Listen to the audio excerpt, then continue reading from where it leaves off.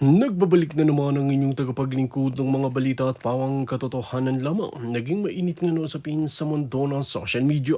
Talaga naman na hindi na nga nakawala itong sikuting ng Norte dahil talagang inaabangan nga ng mga otoridad dahil talagang balak na tumakas sa ibang bansa.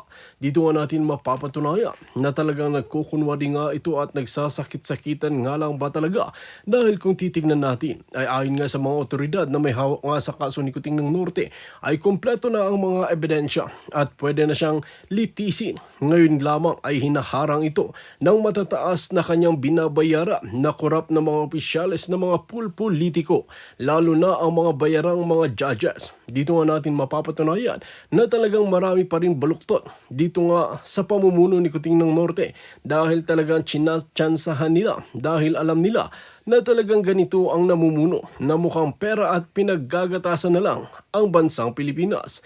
Tila ito ang nakakalungkot na katotohanan na kahit pag-aralin natin at balik-balik ta rin natin ang mga korap na opisyales ay talagang mas lalong lumala ngayong panahon ni Kuting ng Norte.